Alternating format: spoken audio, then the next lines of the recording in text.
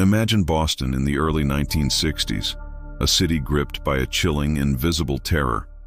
Between June 1962 and January 1964, a shadow fell over the city as at least 11 women, ranging in age from their 20s to their 80s, were found strangled in their own homes. The press gave the phantom a name that sent shivers down every spine: the Boston Strangler. Fear became a constant companion for the women of Boston.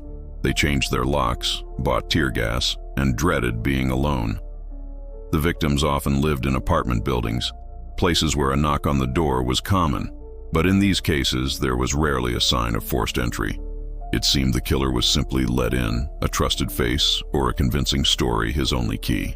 Who could commit such acts? The city was desperate for an answer. Then, a man named DeSalvo stepped into the spotlight. He confessed, not just to the 11 murders, but to 13 in total. His confession was detailed, chilling, and seemed to solve the case. But there was a huge problem. Aside from his words, there was no physical evidence tying him to most of the crime scenes. DeSalvo was ultimately sent to prison for other crimes, but he was never actually tried for the Boston Strangler murders. The public had a name, but justice felt incomplete, and the questions lingered. For decades, the case remained shrouded in doubt. Was DeSalvo really the lone killer? Or were there others?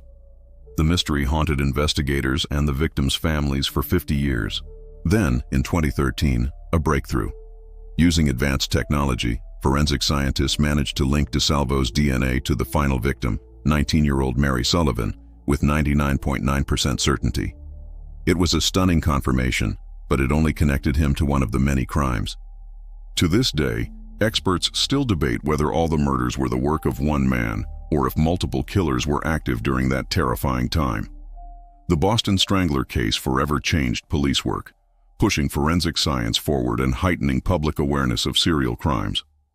But it also left behind a lasting legacy of fear, a reminder that sometimes the greatest dangers aren't lurking in dark alleys, but can be waiting right behind a familiar front door.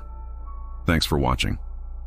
If you found this story as fascinating as I did, don't forget to like this video and subscribe for more deep dives into history's most compelling mysteries. See you next time.